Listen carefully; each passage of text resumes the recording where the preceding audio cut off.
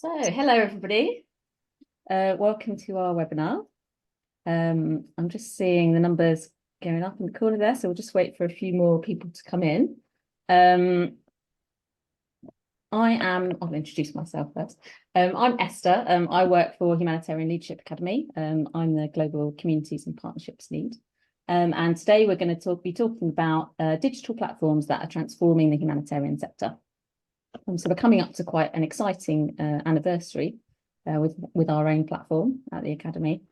And so we thought to celebrate it would be really interesting to actually have a look at some of the different platforms in the sector and what they're achieving too.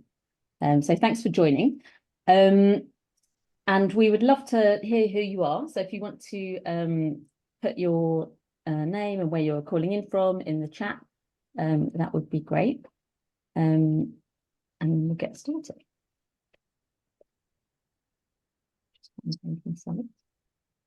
So today we're joined by two really interesting organisations.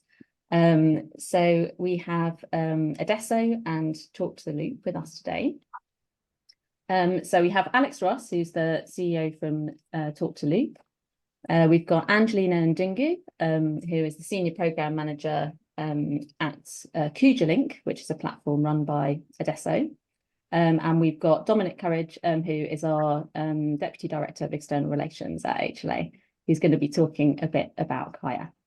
So I'm really interested, especially to find out more about Talk to Loop and KujaLink today on this call. And I'll just share our agenda. So we're going to do a little bit of an introduction. Then we're going to have kind of short presentations from each of our presenters of about 10 minutes, just to give you an insight into what their platforms are about, how they're transformational in the sector, and what they're kind of learning from the process of running their digital platforms and what they're thinking about for the future.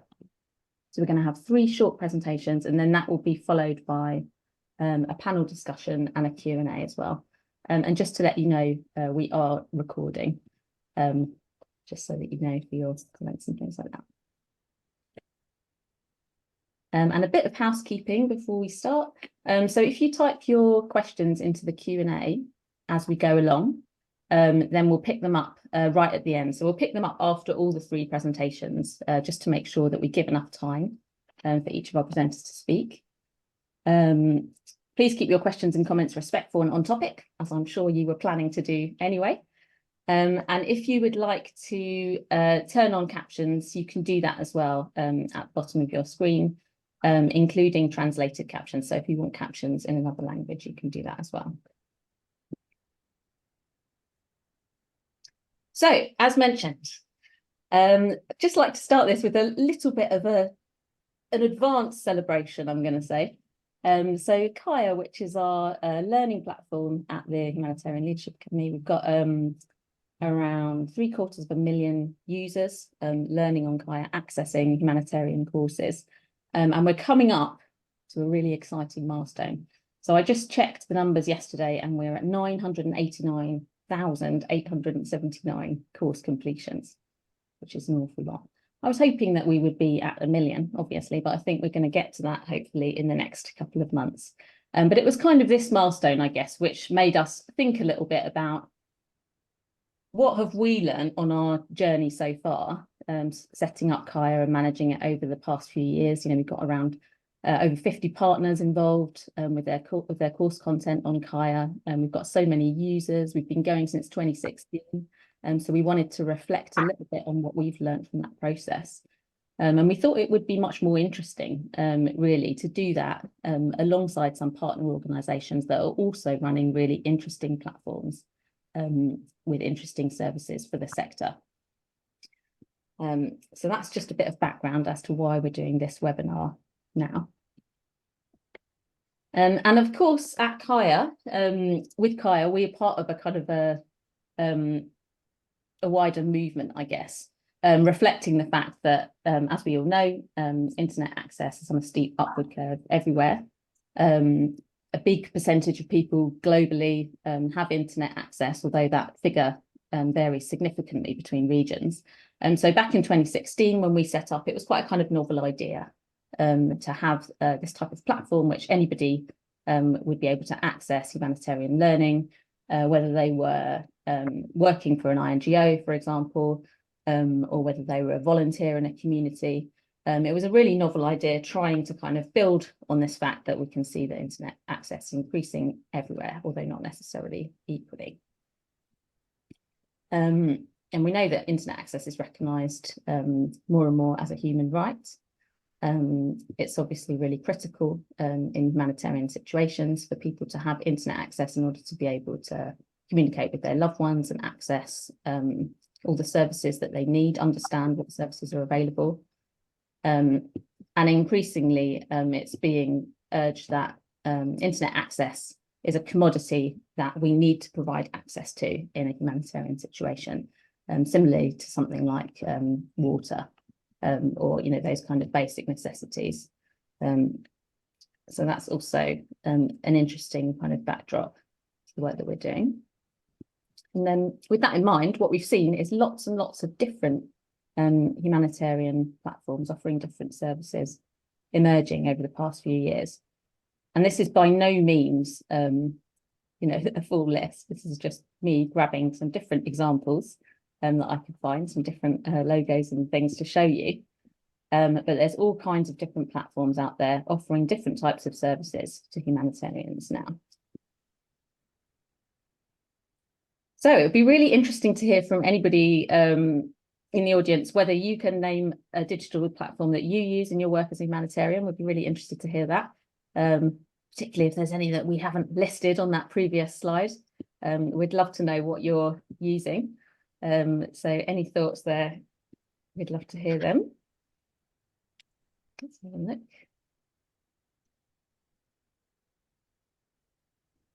Okay, nothing yet. I will be very interested to hear what platforms people use. So bear that in mind and put something in the chat if you can. Right. So while you think about that, I am just going to set up, I guess, the debate that we're going to move on to now. So we're going to start with Angelina from KujaLink at Adeso. And as we talk about the three different platforms, we're going to be thinking a little bit as well about the future of digital platforms in the sector. So we know there's lots of different platforms out there. Are people getting platform fatigue? Is it difficult to get people's attention these days now that there's many more platforms? When we started in 2016, we were quite new, Kaya, but these days, there's lots of different platforms. So is it more difficult for people to navigate all those different options that are available to them? How do we think about the digital divide? So those people that don't have access to tech and don't have access to the internet. Who owns the tech? So a little bit thinking about kind of localization and shift the power debates there. Are we seeing that most of these platforms are owned in the global north, and what effect does that have? And then how can we collaborate as well to improve user experience across our platforms? So thinking about how we can make it more easy for people to understand the different platforms that are out there. So with that, I'm going to hand over to Angelina, who's going to talk about KujaLink. And if you just let me know, Angelina, when you want me to change the slides. Okay. Thank you so much, Esther. Hi, everyone. Thank you for joining us today. This is great. I can see my two colleagues, James and Dawit. So James is our product manager. He works with our tech team very closely. And Dawit is our community manager. And so even some of these questions, I know he'll be taking them into account. So it's a pleasure to do this. I'll just jump right in for KujaLink. Please, you can just move on to the next slide. I'll be doing this. So in summary, what I'll dive into is what is and why KujaLink, how we offer the value that we have, who can join KujaLink, and also at the end, I'll talk about challenges and lessons learned from our professional experience and personally for me, and also for us as a team that is building this tech platform.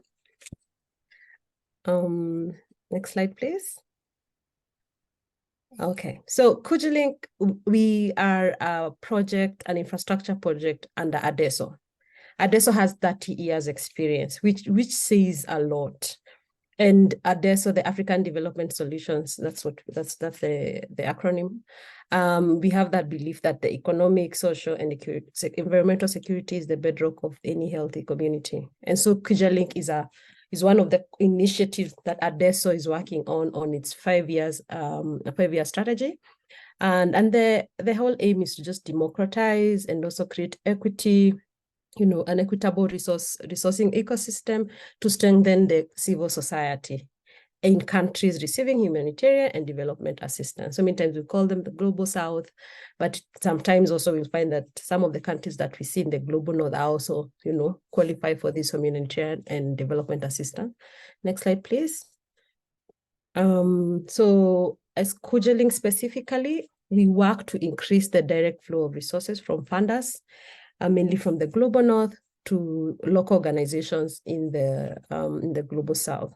So direct, we're talking about direct, because we have been seeing a lot of funds moving, but many times they are not getting to the local organization. Even when they get there, they are not tailored for local communities.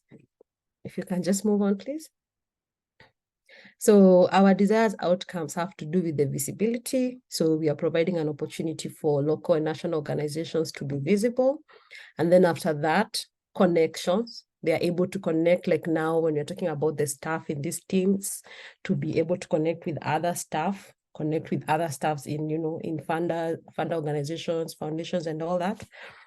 And also between now the CSOs, between the organizations, so the funders and the CSOs.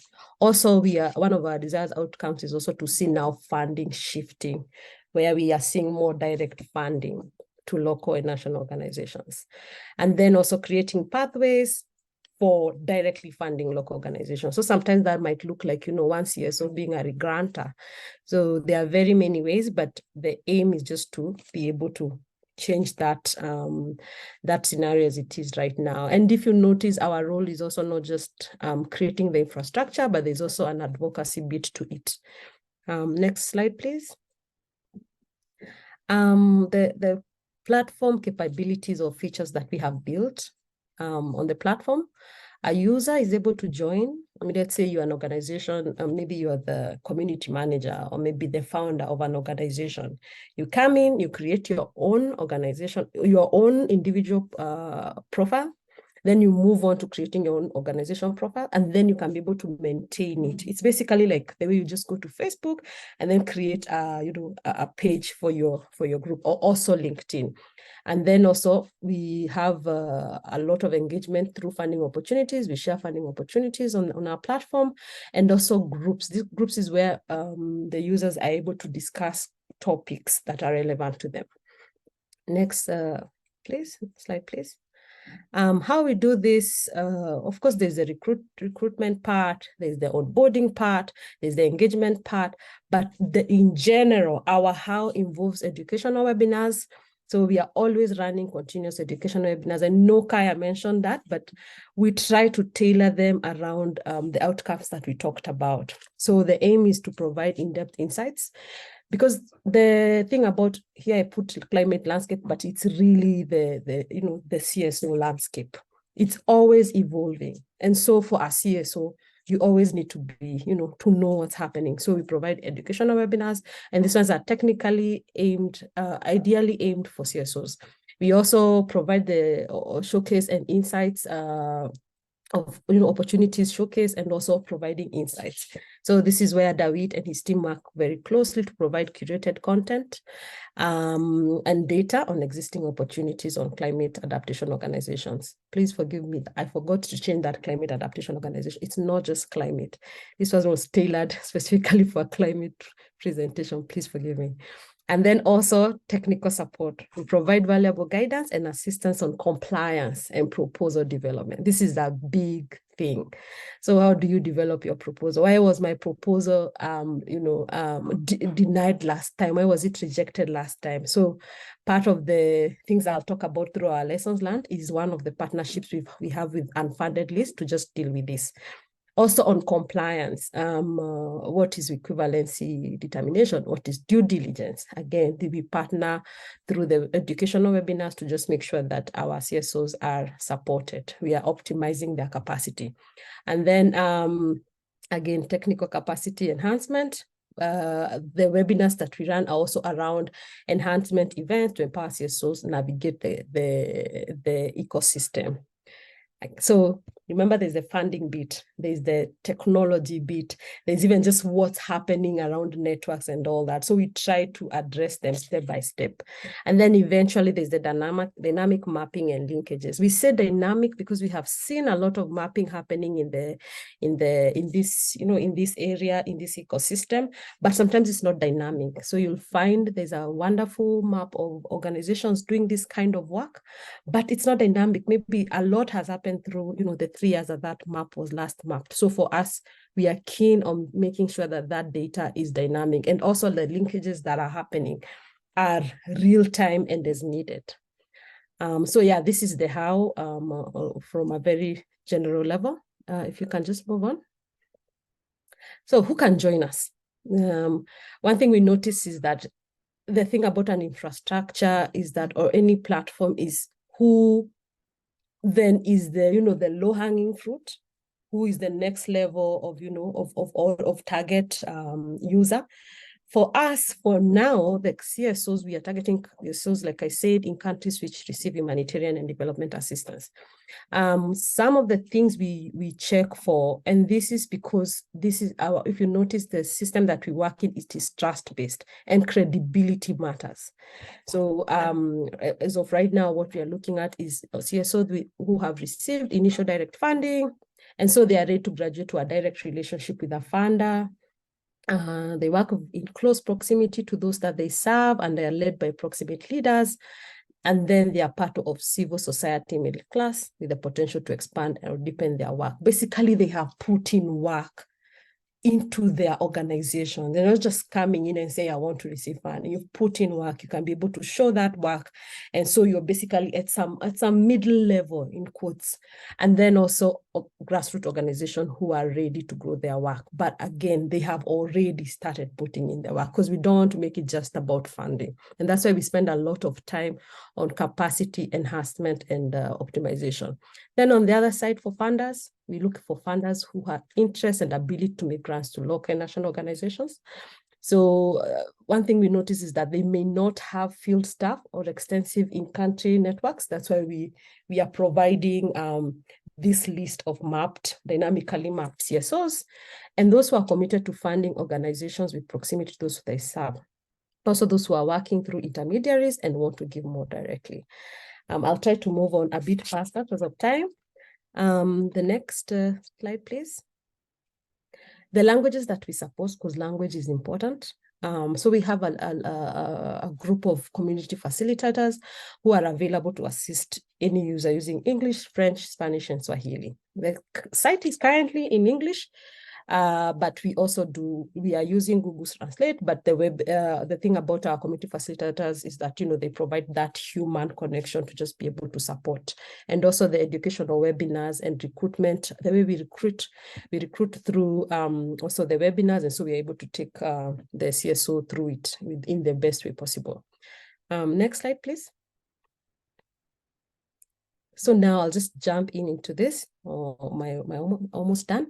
Challenges and lessons learned. And I think for me, this is where I'm passionate about this. So I will speak, first of all, professionally as a person, but also as someone who was leading this team, or who is leading this team.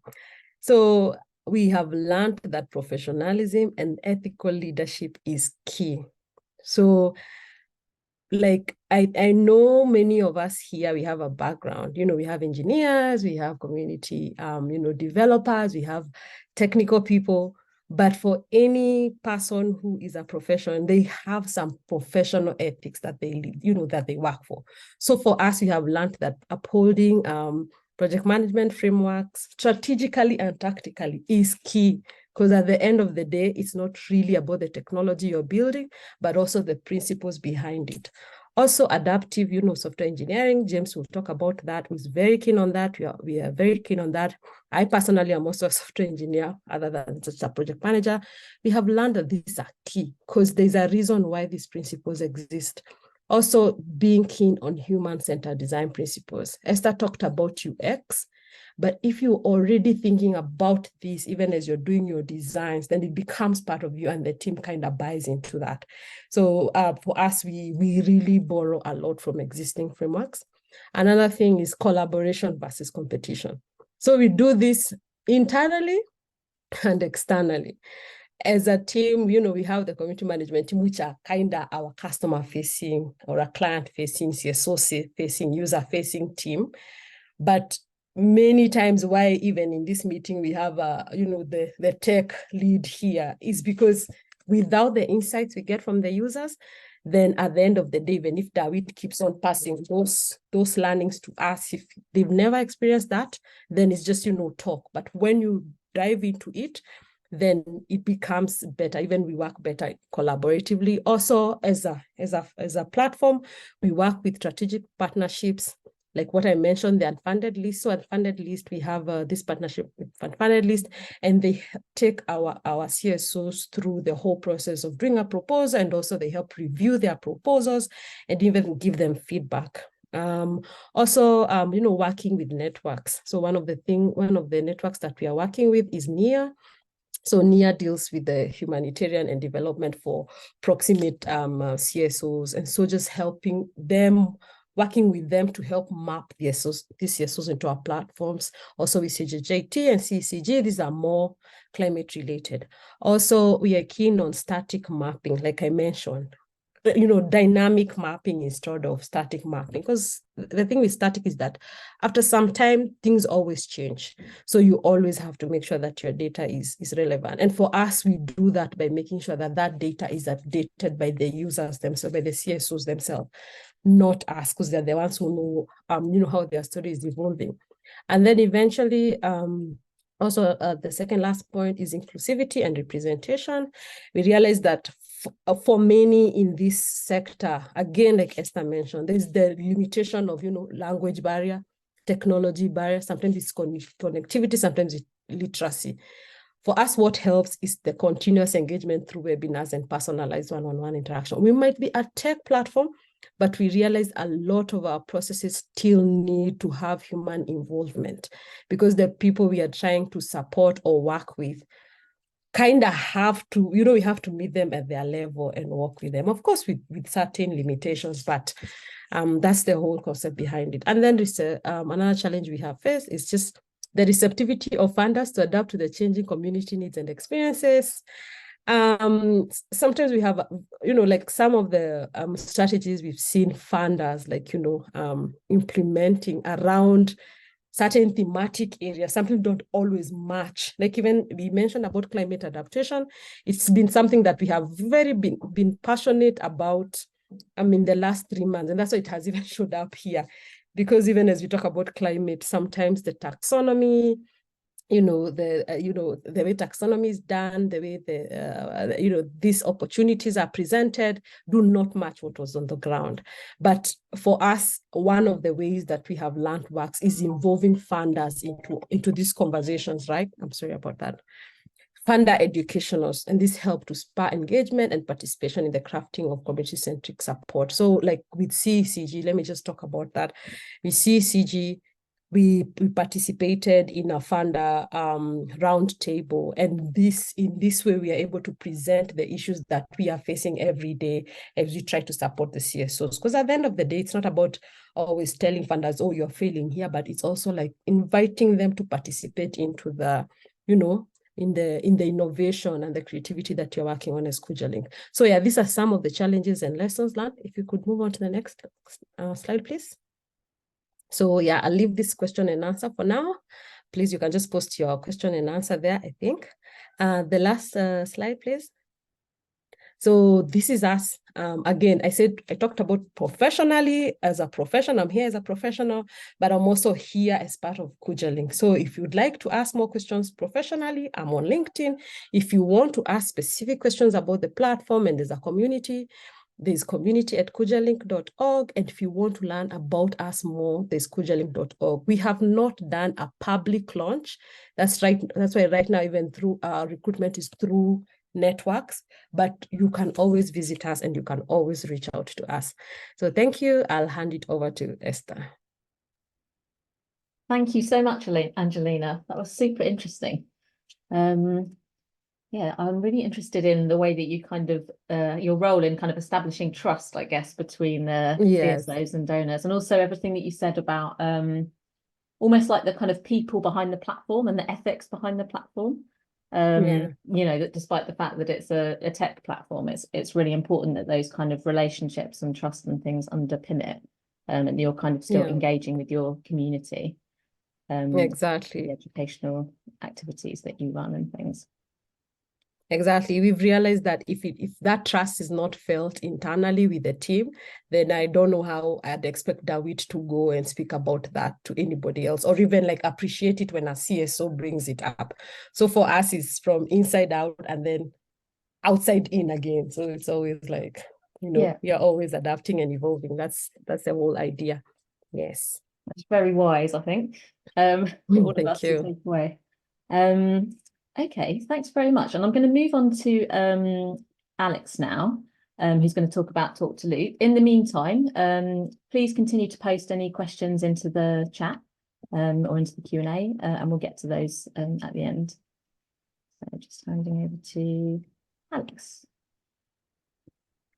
Lovely. Thank you very much. Thanks for inviting us here. It's good to be here with HLA and with KujaLink. I think that we're all linked as a platform and as a digital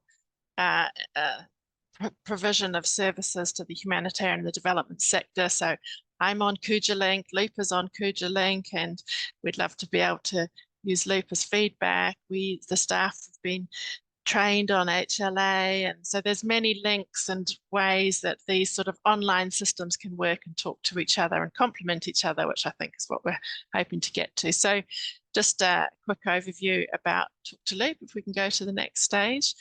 We are a very small charity registered in Holland through a charitable network, a charitable franchise structure in different countries. We're invited to different countries that's then owned by networks of local actors and adapted to each country. But our sole purpose is we're not operational. Our sole purpose is to provide an accessible tool for people to safely share and receive feedback on whatever is important to them at any time, from anywhere, in their own language for free, about what's important to them at that time.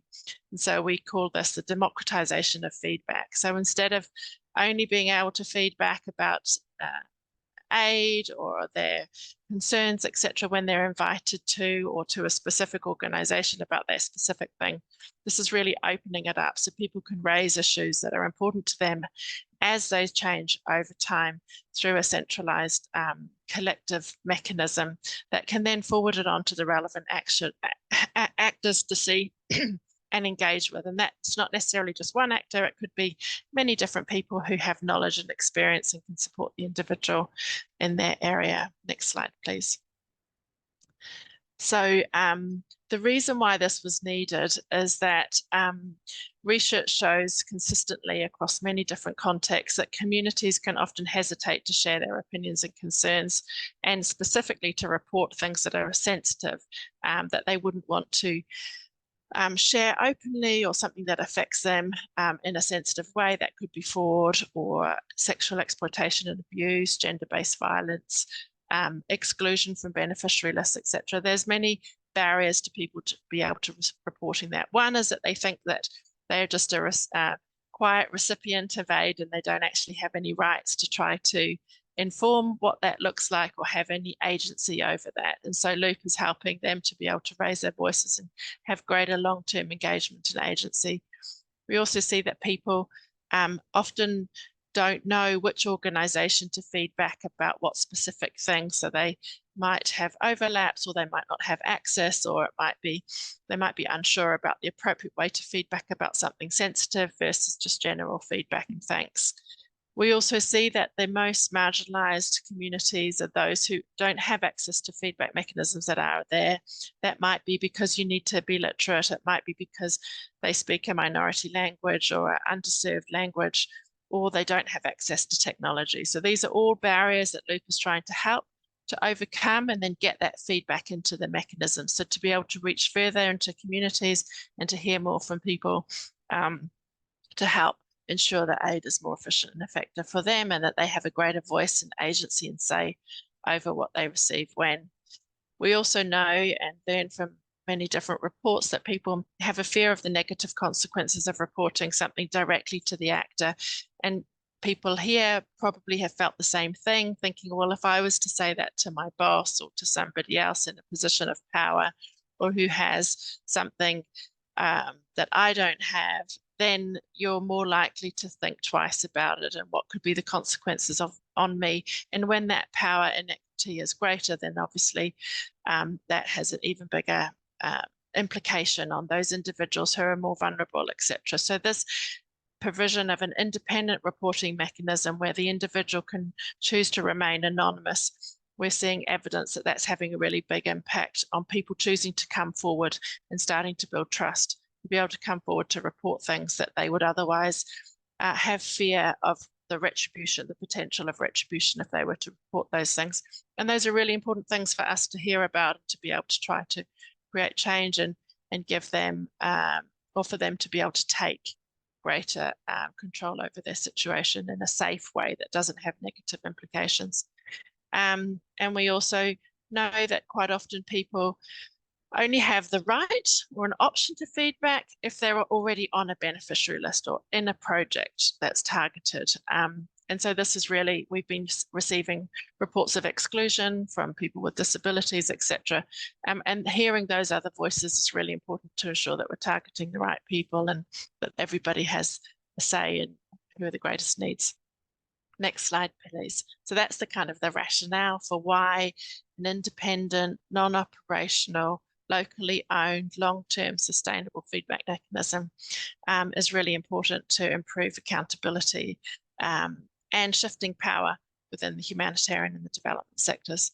So just in Loop, you can feedback across many different languages. You can feedback across many different input channels, including voice, including non-oral languages where there's not really a written format of that so much.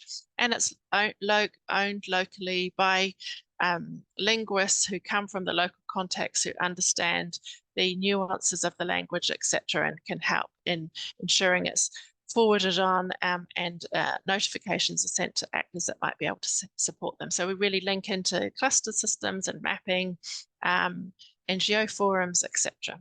Thanks.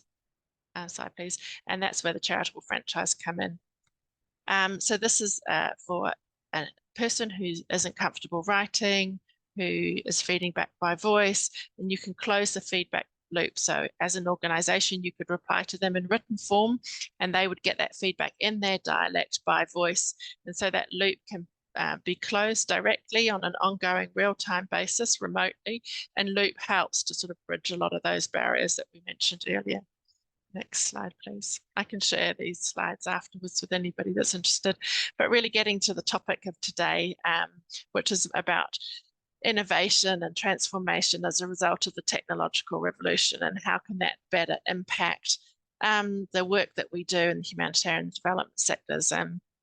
I've been really excited actually to see how technology can help us do things differently and better. So when I started a long time ago, we had the Thuraya phone call home for 5 minutes once a month, and that just doesn't exist anymore. So how can we harness that technology to be able to raise the voices of local people and have them much more at the center of what we're trying to do? And we can see that with the improvement of AI, with the improvement of large language models and translation, we can really start to cross the language divide and have much, much greater inclusion at a massive scale with very, very low cost. And I think we can harness that as a sector and also feed into that learning to make sure that those translations are much more accurate. We also need to be really vocal activists around crossing the digital divide a lot of systems at the moment are analyzing data through social media and scraping of data, but that's leaving out the most marginalized, the most excluded, the people who don't speak the majority languages, and the people who are not on the internet, for example. So the elderly, minority excluded groups. And so we, as the sector, we really need to be thinking about that and how to bring those voices onto these platforms and make sure that they are heard and have agency themselves as well. So I think that that's sort of a responsibility that we all have. And I think that what I've learned through this process is the accessibility, and how sometimes we think that being face-to-face is really valuable. And I agree that 70% of people say they prefer to give feedback face-to-face, but that other 30%, or maybe part of the 70%, don't want to say some things face-to-face. And this ability to be anonymous and report things and show aggregate trends over time is really unique, that we weren't able to do that previously. And this is something that we can really harness as a sector with open collective aggregate data, but also the ability to ensure anonymity and the safety of individuals reporting. I mean, we saw that in the #MeToo movement and a number of other systems that we've seen. There's lots of dangers involved, but there's also massive potential to help with the work that we're doing. And so this collective data analytics, I agree with what Angelina was saying about it being dynamic and needs to be real time, updated in real time, and that's all possible now and definitely brings value.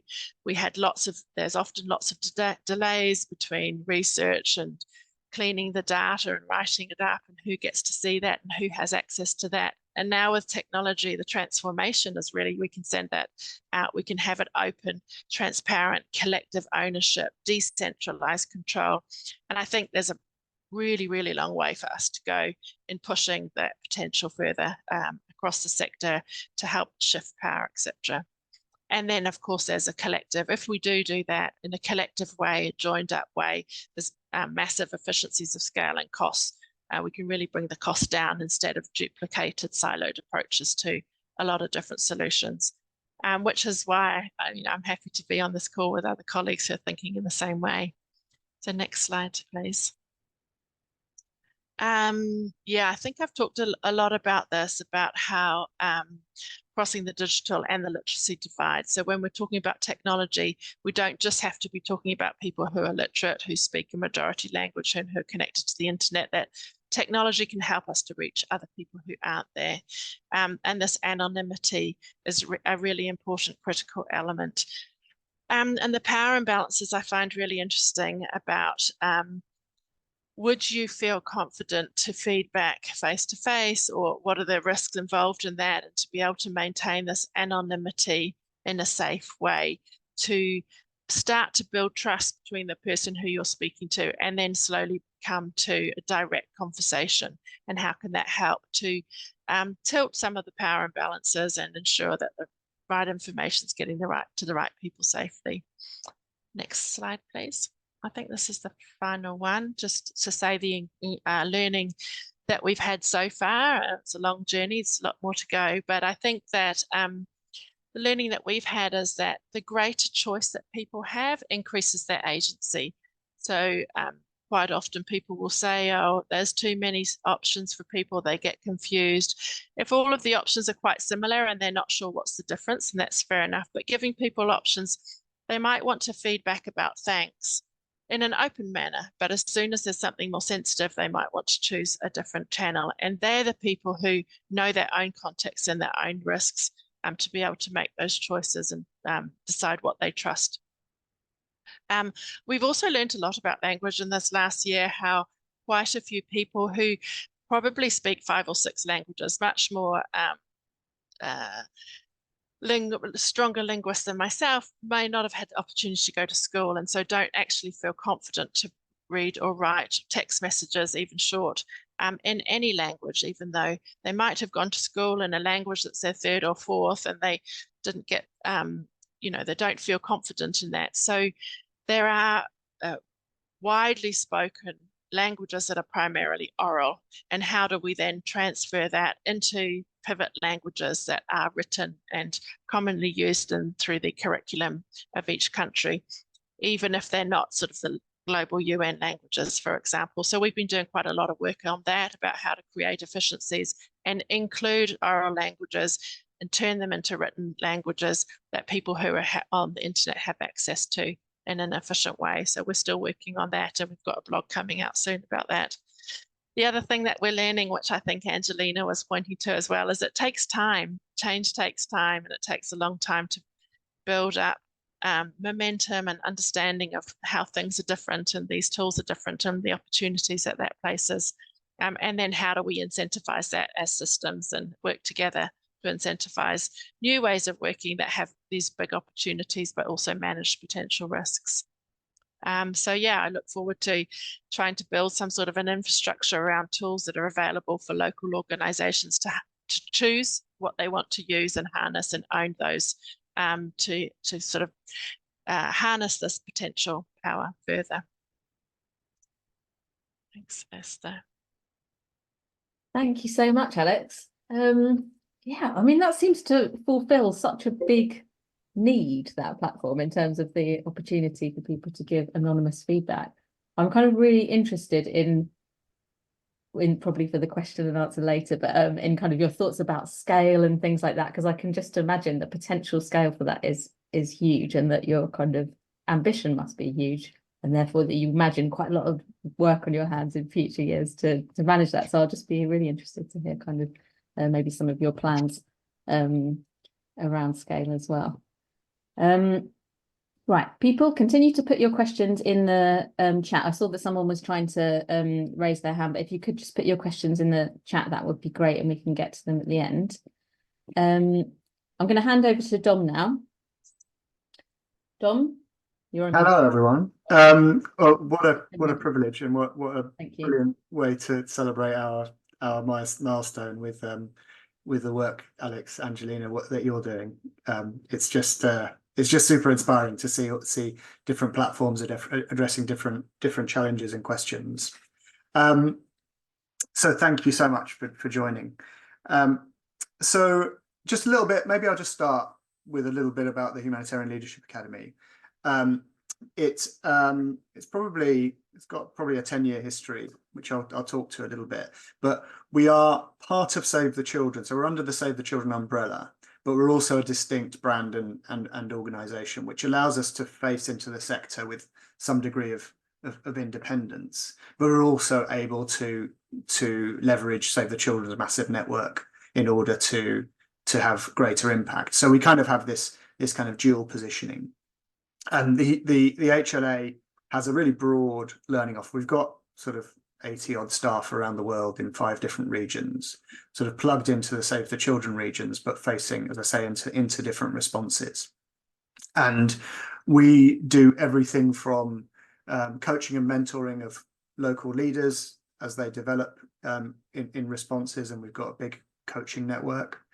We also then have, I guess, more structured formal training programs that focus on sort of technical topics like child protection and emergencies, education and emergencies, and also some early and mid-level leadership programs one of which, the Humanitarian Operations Program, was the one that I transferred into the sector through. And then we have PIA and HPAS, and our platform offer, which I guess focuses on mass learning. And so we kind of we think of it as a kind of pyramid of the sort of C-suite or leadership level, really focused learning, to sort of bigger programs, to kind of what a platform can do, which is reach lots and lots of people. So if we just go on, I'll just talk about a little bit about our mission and vision. I mean, for me personally, this really resonates when I think of my years as a not that many years as a humanitarian responder. It was, it's a real privilege working in other people's countries and supporting people to respond in their own emergencies. And I always thought one of the hardest things was to leave. because you know you're leaving behind people who are there for the long haul, who are, you know, incredibly close to the challenges, have incredible resilience and resourcefulness to respond. But really, it often feels like they are there to support the humanitarian system rather than the system being there to support them. And many of you will be on the call, you know, with direct experience of that.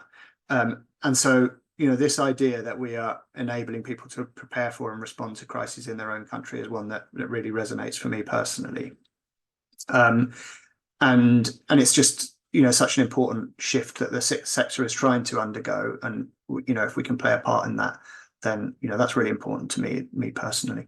If I just go, maybe as we are celebrating this milestone, I thought it would be quite nice to talk about the history of the HLA and just look back at from the perspective of a platform, what is it that gets you to 700,000 learners and gets you to that moment? And I guess if we look back through the development of focus on what's known as capacity building in the sector, for the UK, it goes back to the Humanitarian Emergency Response Review in 2011. And that really was a big milestone for Save the Children to get funding to develop its humanitarian capacity building. And then I guess across the bottom, you can see all the big moments that were big lever points for the HLA and then for Kaya. There was obviously the Grand Bargain, setting the agenda on localization. It was off the back of that we launched Kaya in 2015, and then expanded the sort of broader portfolio that the HLA offers. And I guess it bubbles along, and we built out the infrastructure through to 2019. And I think we were, you know, we were sort of just going over 200,000 or 300,000 at that point, or 200,000, something around there. But when COVID hit, I guess we had the infrastructure ready to really explode, and saw the learner numbers really shoot up. We launched the COVID learning pathway, which reached over 30,000 learners, but across the board, we really saw an explosion. And then again, with the Ukraine crisis, we've got, you know, a big pivotal moment in the sector, which gave us the moment, the very sad moment, but the moment in which we can really experiment with what a future type of response looks like, with a much greater focus on local organizations, civil society, and learning. And I guess that the point of when I look back at that history is it's about all these ideas being ready for those moments when they can explode. And it's so exciting to see, you know, a proliferation of those across the sector, and the opportunity for them to really take hold and make a difference. So just going on to the next slide, and to talk a little bit more specifically about our platforms. So we have three. The major one, obviously, Kaya, has over 700,000 learners on it, and I'll talk to that in a bit more detail. But that is sort of the core learning offer. And then accompanying that, we have the HPASS accreditation system, which allows people to attach, I guess, transmutable or transferable accreditation to their learning, which allows people to recognize their learning and share it, but then also to develop their careers, because it's evidence of their development. And we've got lots of evidence of people using that and really valuing it as a way of developing or demonstrating what they're learning. And then finally, the response learning hubs we set up often within 24 or 48 hours of an emergency starting. And they are really a way not just to bring together our learning offer, but the whole sector's learning offer, and put them all in one place in a neutral space, and connect humanitarian responders who may be interfacing with the sector for the first time, or at scale, in that sort of scale at the first time. And it's a really light, quick way to sort of set up and convene learning organizations. So I'll just talk a little bit about Kaya, just to give you a flavor of that as well. Go on to the next slide. So as I say, on Kaya, we have online self-directed courses that are linked to pathways, so you can, I guess, chart what you need, and that's something we really want to grow. Just typically, some of our most popular courses are safeguarding in emergencies, international humanitarian law, history of humanitarianism. We've got really popular courses from CALP, from the Cash Learning Partnership, on cash and voucher assistance. Sphere have their core humanitarian standards training there. We have EDI training. So some of these, I guess, they range from about 40 to 50,000 completed courses to around 10,000. So that just gives you an idea of scale in those top numbers. And then we have, I suppose, what's really interesting about our learners is that they're not just professional humanitarians. So they are across the voluntary sector, across students, and so I guess it gives us, but also sort of in the research space, with 700,000 people registered on our platform, that's larger than the formal humanitarian sector. So it's potentially a way of both of bringing in and connecting a much broader range of humanitarians, which is really important for the development of the sector. And then there's a skew towards youth as well. So a large number of people in the 21 to 31 years old, so leaders of the future. And so really an entry point for lots of people in there as they develop their careers.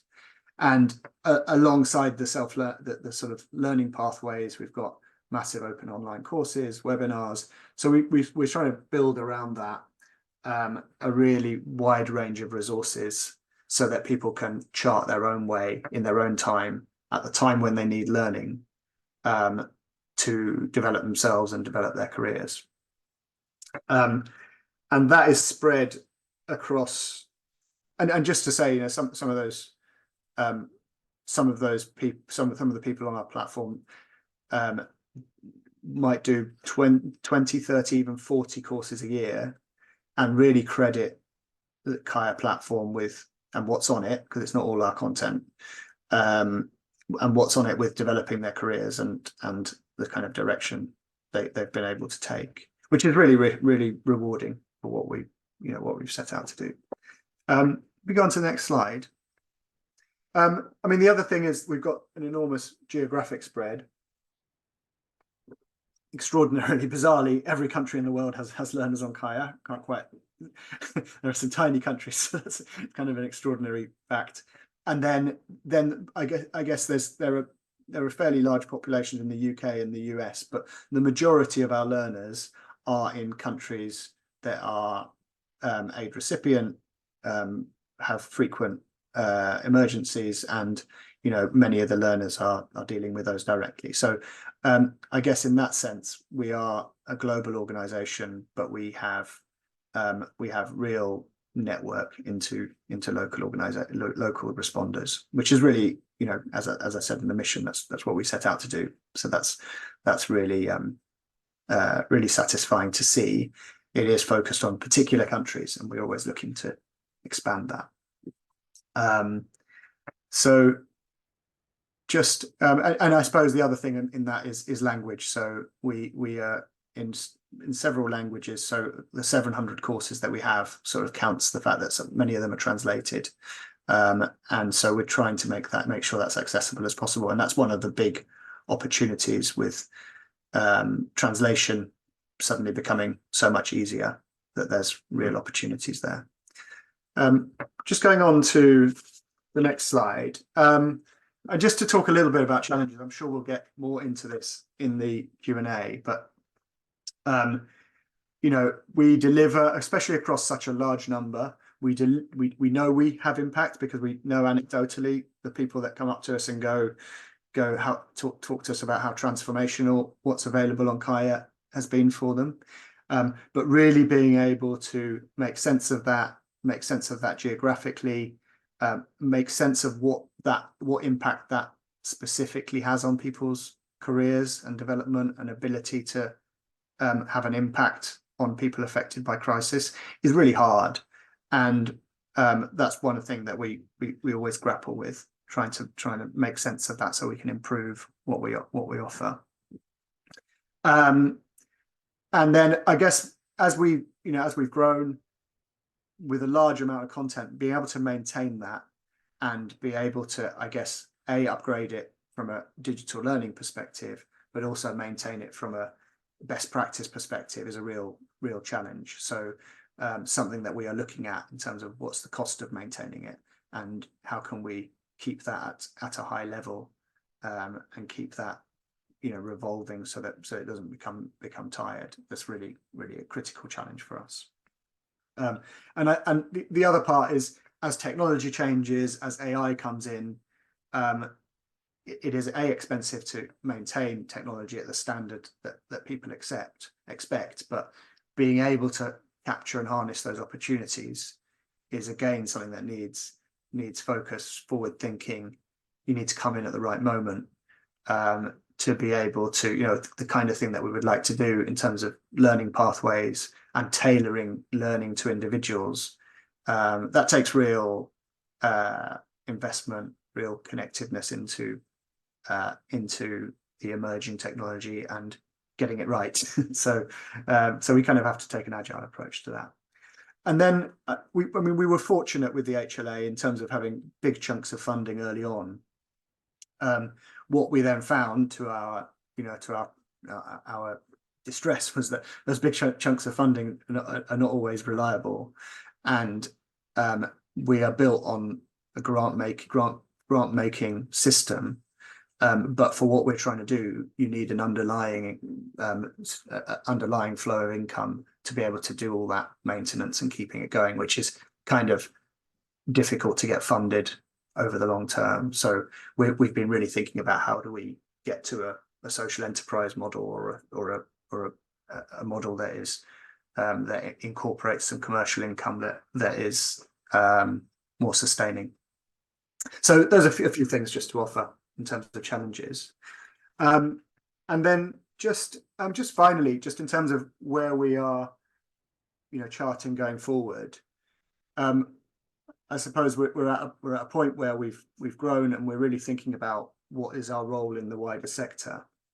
And taking a step back, I guess we're at maybe another moment of 1 in 73 people being displaced, and that having doubled over the last 10 years. But the global humanitarian needs overview was just 38% funded last year, and is expected to go from is projected to go from 55 billion last year to 100 billion by 2027. So we're at a moment where need is far outstripping the number of the humanitarian response. And I guess specifically for us, there are simply not enough humanitarians to go around. There's not enough focus locally, and it's great, to see the focus of KujaLink and Talk to Loop on that. But what we want to do, and we are launching the Humanitarian Exchange on the 20th of February next year, is ultimately, and the grand ambition, is to create 1 million new humanitarians to face into an new era of crisis. So, and that means, I guess, all of the things that Alex and Angelina were sort of talking about. When we think about a new humanitarian, we need a local leadership. We need we need some people to be operating outside the mainstream and coming up with new ideas. And we need that kind of ecosystemic thinking about how the humanitarian system is and where are the opportunities to really do things differently.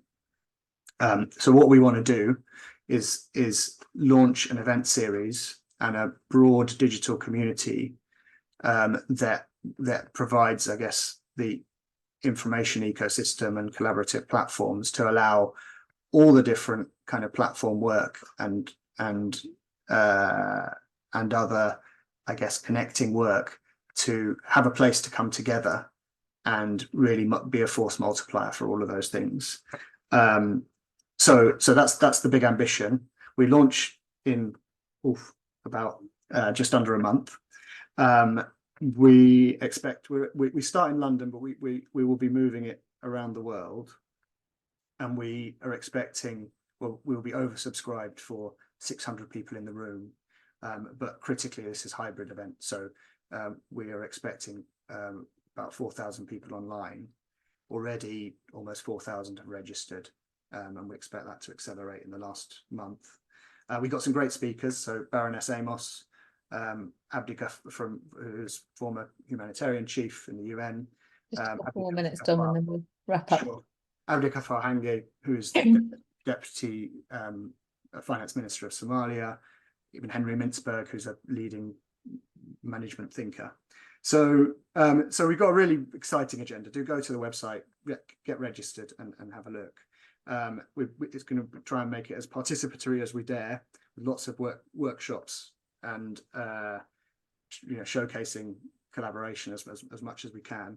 And so that's kind of part of our future direction as we start to grow the as we start to think about what do you do with the kind of massive audience that we have in learning, and how can we bring that to take them on a journey that is kind of broader for the sector. So yeah, really look forward to hopefully seeing you there as we sort of start thinking about our next chapter. Thanks, Dom. Yeah, so please do sign up for HX. And thanks also, Dom, for mentioning the issue of funding in there. I think that's really interesting when it comes to digital platforms, because obviously they're not on a kind of project by project basis. You need like really long-term sustained funding in order to be able to keep a platform going. And, the way that some of the costs work as well when you scale up, it gets quite interesting. So I'm sure that's a challenge that all of us are looking at. So I'm glad that you raised that one as well. I did give everyone a little bit longer for their presentations. So I said they would be short, but they were very interesting. So I thought I would just, let people go at their own pace, and we still have plenty of time for discussion. Please do put some questions in the Q&A if you have any. Thanks people for also listing your different platforms there in the chat that you've been using. So I saw that people had mentioned there was a Red Cross platform. There's a really interesting platform called Solvos that's to do with procurement for humanitarian emergencies. People were talking about Fabo and Agora, which are learning platforms, Tech Change. And then there were a couple in there that I haven't come across as well, so I'll be looking those up afterwards. So thanks for putting those in the chat. And so I guess what would be quite interesting, actually, given that there are so many of these platforms and that probably none of us have heard of all of them, just thinking about then, if you are a humanitarian working on a response or somebody affected by an emergency, how do you find out about these platforms? How do you work out what are the different types of services available to you? I'm sure there's not a clear answer to that right now, but what can we do to make it so that it's easier for people to find out what tools are available, and how can we collaborate better on that? I don't know whether anybody wants to come in on that question.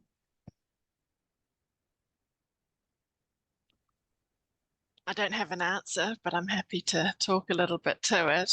There's this principle called no closed doors, which is when you're reporting a safeguarding issue that you can, whoever you feel confident to report to, will end up helping you get that to the right place, and the person who's professional and that has the mandate to be able to help you in that situation. So nobody will say you can't speak to me. And I think that if we have a similar kind of user experience for humanitarian sector, so if you were to come in onto KujaLink and register yourself there, you would also learn about Kaya, and you'd learn about Solvos, and you'd learn about Talk to Loop. There'd be links to it that these sort of accepted platforms and services are available for you to choose to have. And potentially, if you come onto Loop and you register yourself, there could always also be a, do you also want to register for KujaLink and HLA, etc., to make profiles which are similar? So I think we're at an emerging stage on technology and platforms, but I do think that there's massive opportunity for us to tie things up together both for efficiencies, better user experience from communities and organizations, just to know what's out there and then to make their own choices about what's relevant for them. That's really interesting. So it's kind of collaboration behind the scenes, and therefore whichever way the user comes to us, they'll be able to find out about all the various different services.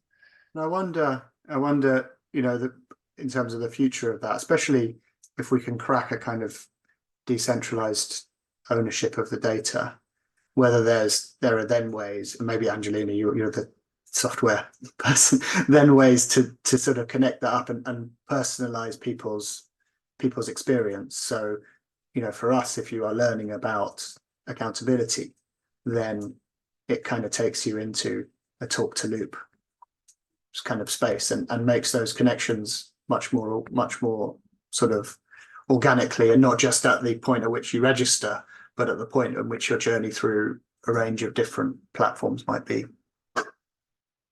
Yeah, I agree, Dominic. I agree with what both of you have said, because at the end of the day, it's about removing friction. So at any point, we talk about collaboration a lot, but how easy is it for us to connect, right? Again, we borrow a lot from the corporate side or the startup side, the technology. If you're on Facebook and they want you to get to Instagram, they do it so easily. If you're on YouTube and they want to get you to another, they do it so easily. And sometimes it's just like the way you're talking about sharing data, of course, in the right manner, there are ways, right? So for us as KujaLink, I think one thing that we can just share, and I think also that we talked about how he's approaching it also, from you know, a partnership way, but also another way we are looking at it in terms of automations is just integrations, right? So this is where we are building or developing systems with a reusability kind of mindset. And that's why I talked about principles that help us in our profession. So like in software engineering, you hear a lot about code reuse. So why should Kaya have to, if you ever need to do for the sake of the value of your client or users or, you know, partners, if you ever have to build something and we have done it and we are in some sort of partnership, why would you have to start that from afresh? Yeah. So it's always thinking about how can I integrate with the next organization that has value. And that's what we have learned in KujaLink. So we are working on version 3.0. We'll be launching 2.0 first, but we already think about 3.0, and 3.0 will be about automating our recruitments, right? So instead of having one CSO register with Global Fund for Children, you know, as their grantee, be part of that, register with TechSoup, register even sometimes maybe the individual registering with Kaya or whoever else, how can we be able to just have an integration between us and that other organization or platform such that we are able to, you know, through the right means, have this data and then have these users come and claim these profiles. This is your profile. It's not yet launched, but if you want it, it can be launched via KujaLink, but we need you to do 1, 2, 3 things that, you know, only a human being can be able to do. So making it that easy, because I think it's great to talk about collaboration. It's wonderful, but we need to set, number one, something that Alex talked about a while back, you know, what framework are we using to do this? Because you have to develop it around accountability and all those wonderful terms that we use in this sector. But also now, how's the how? And, you know, we have technology to do that. And there's a lot to borrow from the more non-CSO side. So I think that would be my contribution. And it's something that for us, it's not as easy as, you know, as you're making it, as we are making it sound, because you talked about the budgets, that takes time, that takes a lot of planning and, you know, prioritization and, you know, sometimes pivoting from what you are working on, a lot of managing around that. But I think it's about starting with, you know, with a plan and then us just working on that plan and pivoting when we need to. Yeah. Thanks, everyone. There's a really interesting comment here in the chat as well. I think from your colleague, David. We should advocate for funders to prioritise collaborative funding efforts and work towards creating an integrated ecosystem, which I think is a really good point. Also really good points on the kind of how the corporate sector does this really well, and I'm kind of almost embarrassed to think that that didn't really cross my mind, actually, how they just have all of this down already, and that's obviously something where we're a bit behind. So I guess another question I wanted to ask was just about that kind of scale idea that we talked about earlier. I'm quite interested with some of these, with digital platforms, you can't always sort of choose your audience. Do you know what I mean? So it's like you set up a platform, you've got a tool there, and then almost the way you scale is a little bit determined by who decides to come and log on and what they decide to do on there. And then you continue to shape your platform, you know, around those needs and interests. So I'm quite interested whether anybody has any sort of reflections on their own kind of scaling journey, and how that was shaped by its users and who decided to log on and get involved. I can just mention about that a bit. So I think one thing I'm very proud about my team is the feedback we get from users, and sometimes we'll have sessions where I feel like there's a bit of like really the customer facing team being very hard on the tech team, because there's this that's happening, and this is happening live. There's what we are working to do, but there's what this particular user is interested in right now, and that has really shaped. So for example, KujaLink started out as, of course, our visionary is Dagan. It's amazing, Dagan, great thinker and all that. And, she has experienced the problem we are trying to solve ourselves, the whole starvation cycle. And, she has experienced that herself. And so she had an idea of how we could provide a solution for this problem. And so that looked like, a LinkedIn, right? But over time, we are learning that, you can have CSOs there, but like David was saying, if funders are also not there, there's no connection. And so we got this feedback from users that, and of course, from users, and also now put in a better way, in quotes, in a better way for the technology team by the community management team that, if you go to LinkedIn, do your job profile perfectly, your LinkedIn profile perfectly, upload your CV, but there are no employers there, all the other employers that you need to actually read your CV, then, it doesn't work. So we need to have also the funders kind of doing the same thing that the CSOs are doing on the platform.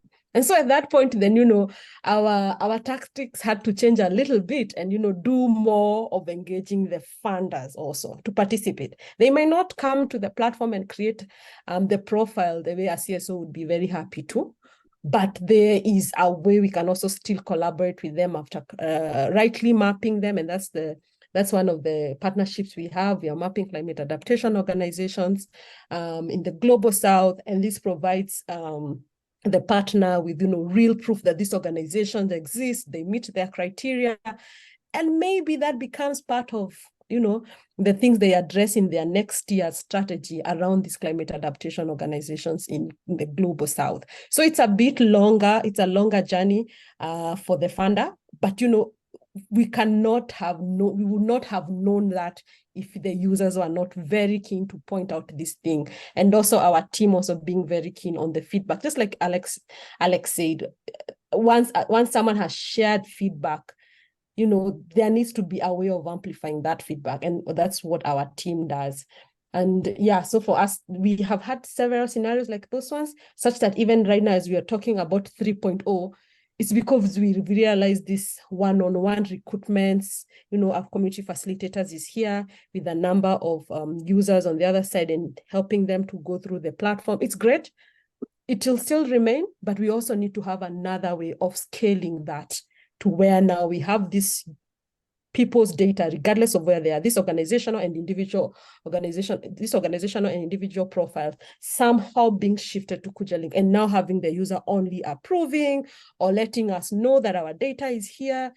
And again, at the end of the day, it's about that participative way of always being ready to learn than us thinking that we know. That's our experience, but I think there's more experience out there that is relevant and also more, what is it called? More timely, more relevant in terms of time and the times we are in. Yeah. Thanks, Angelina. That reminds me a little bit actually of at the HLA with, I suppose, both Kaya and HPAS, like having those two different audiences. You know, on the one hand, there's organisations that put their content and their learning and create digital credentials to put on there.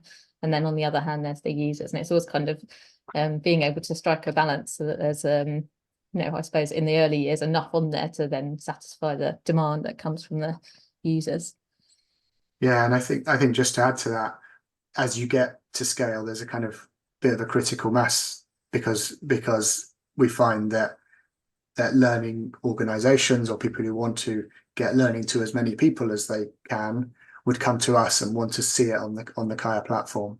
So I guess it's kind of part of understanding what's driving growth to be able to look at, to be able to, I guess, both straddle different priorities in terms of reaching individuals and bringing organizations in, but also, I guess, broadening the offer and capitalizing on that kind of momentum that's created. So at Talk to Loop, we're using a slightly different model because I think with feedback, it's very personal and it's very culturally relevant. And so what fits for one country might not be considered trustworthy or safe or appropriate for another country, or even within a country, the different communities. So our model for growth is actually to go local. So this charitable franchise structure where it is owned and adapted nationally for that population, and over time evolves depending on the country's changing needs, and also people more at the edges of society, and how can we continue to reach those through adding on different mechanisms. And then because Loop is simply a tool that different host organizations can use and have on tap for others in the ecosystem at the national level to use. So if you, for example, in Ukraine, they wanted to add on Telegram because that's the main way that the majority of people in Ukraine engaged. So we brought that to what they're already doing. But then there were some populations in Zambia who use Telegram because it has a specific reason for them that adds value, whereas other people were all using Facebook, but Facebook didn't work for this particular. So once it's on the platform for one specific population because they asked for that and it's adapted to them, it then also becomes available to everybody. If that's going to add value to them, they can use that as well. So our model for scale is that Loop is simply a tool that's a technology infrastructure, and that it's locally owned and adapted so that we can ensure that it's relevant, because this feedback element is quite personal. So that, yeah, I think there's a number of different ways about it.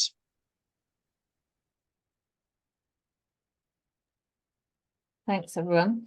Okay, I'm just having a quick look in the Q&A. Still don't have any questions. We're not being very forthcoming with their questions today, but we will be sending out the slides and a handout and things like that. So if anybody does want to reply to that with a question, we'll be happy to answer. I guess just to ask as a final, before we wrap up, does anyone have any thoughts on, what they would like to see in terms of the way that we collaborate, say, in the next 5 years or something like that? Has anyone got a kind of a vision that they would like to mention? And maybe thinking about that, what was mentioned in the chat about kind of funders and things like that, and how we persuade them to fund sort of integrated collaborative solutions. What is that kind of vision that we should be in a way pitching to donors or communicate? And this is a really hard question that I've just given you now, or without any warning, so there's no pressure at all, but any thoughts on that?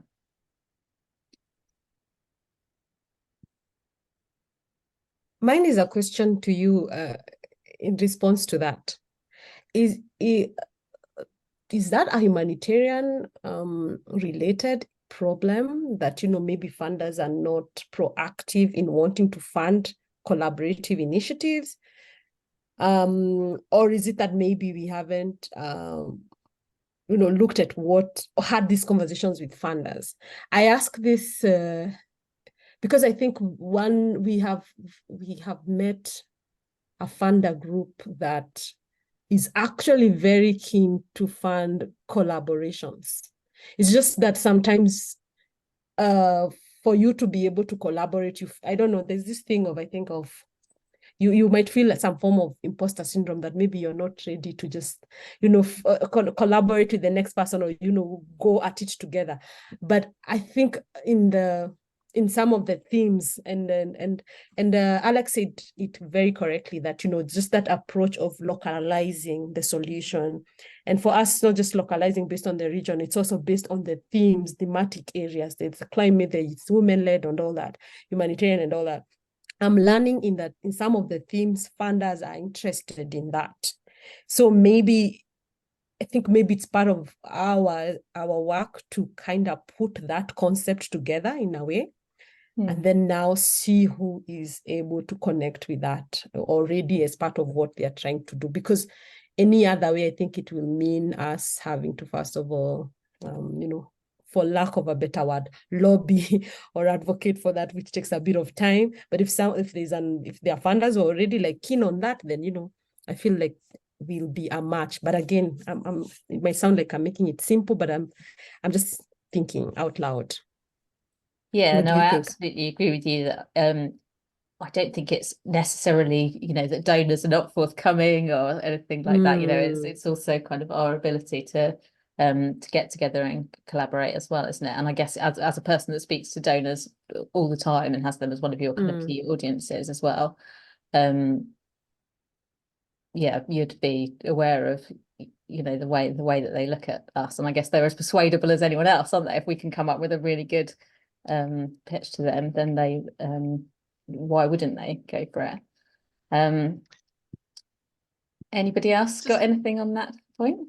Yeah, just some reflections. I think it's really symptomatic of the sector, and that we're grant funded. There's some new dynamic innovation funding, but that tends to be for the initial bit. Then how do you sustain that and keep that and get it to scale? There tends to be a lack of funding. And I think some innovation funders are thinking about that scaling element and sustainability, but also that we're grant funded and that certain projects. And so often thinking about a specific use case rather than a service that is for this ecosystem to be more efficient and to be more connected and locally owned, etc. So it's making that case as well. And I do think that we're all moving on that journey, but the pipeline of funding isn't set up around that. It's set up around projects that start and stop on specific things around.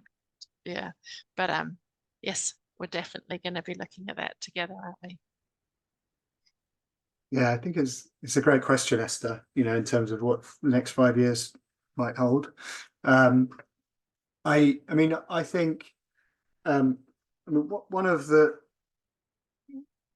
in terms of the range of learners that we reach and who is a humanitarian, I would be hoping that we have a much more local, but also much more diverse in terms of skill sets and organizations coming into the sector. And I think, just to connect those points, I think that there is a growing interest from the private sector, because they deal with like pre-competitive collaboration all the time. In order to make M-Pesa work, they all need to agree that the underlying system for that to operate. And so that's a familiar problem to them. And also, I think for many of them, getting involved in direct humanitarian work, when they get into the humanitarian dilemma of it, and where do they sit, and all of those potentially compromising questions, is difficult. But getting involved at the platform level and building the infrastructure, I think, is quite a compelling thing. If we can kind of work with them to get something that is more sustainable than what grant funding offers, which is a great way to start these things, but to sustain them we need kind of different models. And I think there is, you know, real shifts happening there that open up opportunities. If we can do them right, we can do them without being kind of co-opted, but actually do them in a way that that enable collaboration and bring in a much broader range of society responding to sort of humanitarian challenges. Thanks. Yeah, and I think the kind of the nature of our discussion over the past few minutes has kind of reflected the fact that when we came together to sort of create this webinar, we realised actually one of the first things we realised when we got on a call was that we should have been talking to each other already, because I'm sure there's lots of opportunities for us to work together. So I think this webinar really is just kind of the start of a conversation, which we're really hoping to continue as well. So with that, I guess I'll wrap up. I'm going to send out slides and a handout, and everyone gets a digital badge afterwards as well. So we'll be in touch, and you'll receive everything that you've seen in the presentation today. Thank you so much, Angelina and Alex, for joining us. It was really interesting to learn about your platforms. And thank you, Dom, for talking about Kaya as well. Yeah, and we'll be in touch. Thanks, everyone. Thanks, everyone. Thanks for coming, everyone. Thank you. Bye. Bye.